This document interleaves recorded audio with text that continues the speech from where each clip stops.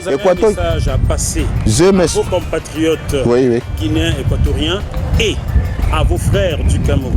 Qu'est-ce que vous voulez leur dire? Dans un premier temps, il faut dire que si la Guinée équatoriale est accédée à l'indépendance, c'est à l'image de ce qui faisaient les autres pays africains, dont le Cameroun, pour accéder à l'indépendance nationale. On avait un parti, IPRE, Idéa populaire de Guinée équatoriale, qui était un pays dont l'un des leaders c'était Clément Ateba. C'est quelqu'un qui a vécu pas loin de là où je suis né. C'est ces gens-là qui ont appris à combattre le colonialisme sur le terre camerounaise. Donc nous, en Guinée équatoriale, on ne peut pas faire une politique d'indépendance nationale. Notre histoire, sans compter avec le Cameroun, sans compter avec le Gabon, sans compter avec les autres pays africains.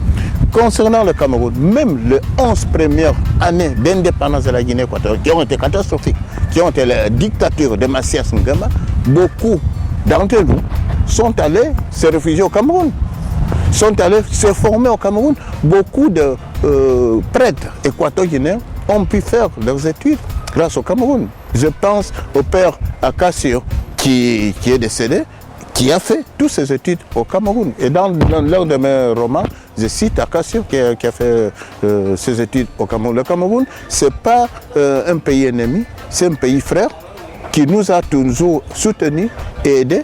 S'il y a des problèmes entre les frères, dans la famille, on les règle en famille, mais pas de cette façon qu'on est en train de dire. Parce que moi, je ne suis pas du tout d'accord qu'on me dise que les Équatoriens n'aiment pas les Camerounais. Ce n'est pas vrai.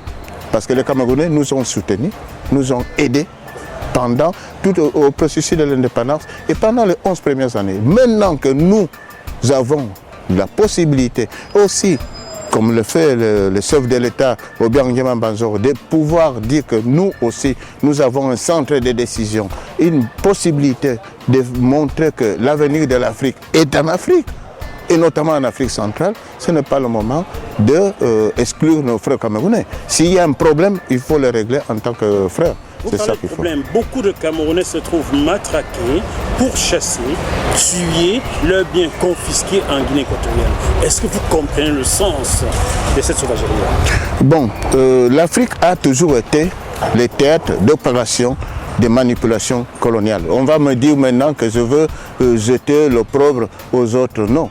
Nous sommes des instruments des pesanteurs de la colonie.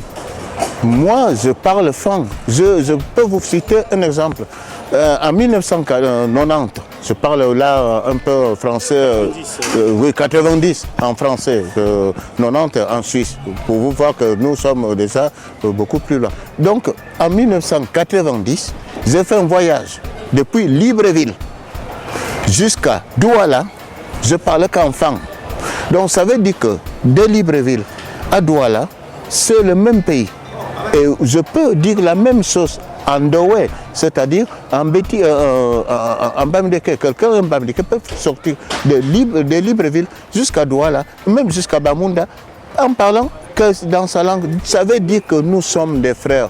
On ne peut pas, à partir de petits problèmes là, dire que le Cameroun et la Guinée équatoriale ne sont pas. Moi, je ne suis pas de cet acabit-là.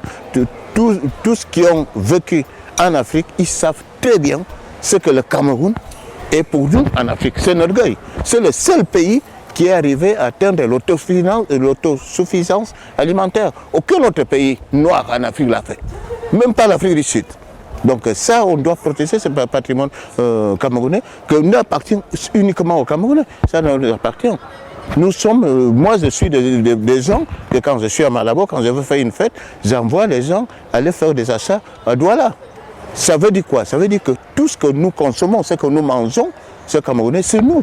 Donc il faut régler ces problèmes et j'attire l'attention le chef d'État, nos chefs d'État qui sont des frères, et Biya Obiang, ils peuvent s'asseoir sur une table et régler ces problèmes. Ce n'est pas un grand problème au niveau de ces deux grands chefs d'État-là qui ont déjà vu d'autres, ils ont d'autres problèmes beaucoup plus graves que la connivence entre le Camerounais et le Français. Je vais finir par une anecdote. Je me suis Moi, je suis enfant.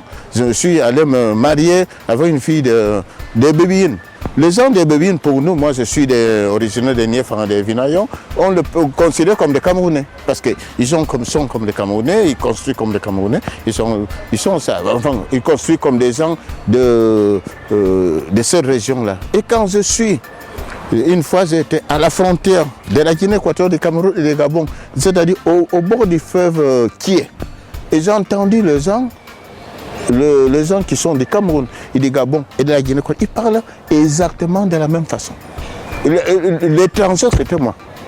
J'étais équateur-guinéen, mais c'était à ce moment-là, c'était de francs de Gabon, du franc de Cameroun, et moi j'étais étranger. Donc ça veut dire que la Guinée équatoriale, le Gabon, le Cameroun, c'est le même pays. Surtout que nous avons, de la Guinée équatoriale, nous avons la chance d'avoir un grand pays comme le Cameroun. Ce n'est pas parce que le Cameroun a des problèmes que nous, on va le laisser tomber. Au contraire, c'est à nous maintenant, même d'aller, le président, bien sûr le faire, même aller sur le Camerounais, de dire écoutez, vous êtes nos grands frères, il faut régler ces problèmes-là et puis arranger ce qui se passe en Guinée équatoriale. Peut-être c'est ça qu'il faut faire.